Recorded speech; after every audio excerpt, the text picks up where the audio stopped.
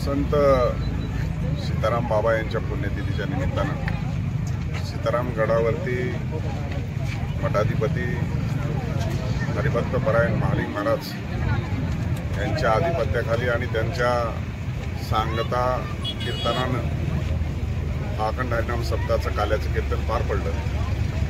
गेल्या 10 वर्षाच्या कालखंडामध्ये मठाची खूप मोठी प्रगती झाली, भौतिक झाली आहे, मानसिक झाली आहे, वैचारिक झाली आहे आणि अनेक भक्तगण मोठ्या भक्तिभावाने या गडावरती येतात।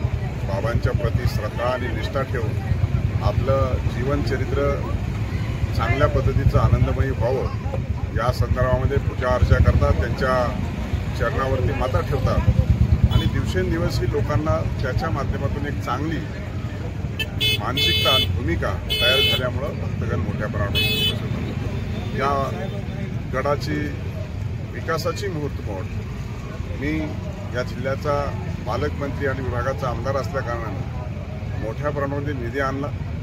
गावकऱ्यांचंही मोठं सहकार्य लाभलं, भक्तांचंही सहकार्य लाभलं आणि हे मूर्त स्वरूप खऱ्या अर्थानं मठाचं निर्माण झालेलं आपल्याला पाहत आहे। शेजारीच गीतेबाबाचा गट देखील आता विकासाच्या दृष्टिकोनातून पुढे वाटचाल करतोय आणि एकूणच या खर्डा परिसराची गीतेबाबा असतील, सीताराम बाबा असतील यांनी आध्यात्मिक, धार्मिक, वैचारिक संप्रदाय आणि वारकरी संप्रदाय या भागामध्ये मोठ्या प्रमाणात निर्माण केला आणि म्हणून भक्तगणामध्ये मोठं नवचैतन्य आहे आणि हेच खऱ्या अर्थानं आपल्या महाराष्ट्राची आणि भारत देशाची आणि हिंदू संस्कृती आहे आणि त्यामुळं या गडाचं भविष्य काळामध्ये आणखी महत्त्व वाढेल अशीच एक भावना आहे आणि त्यामुळे मोठ्या श्रद्धेने मी देखील या गडावर सप्त्याच्या निमित्तानं उपस्थित होतो।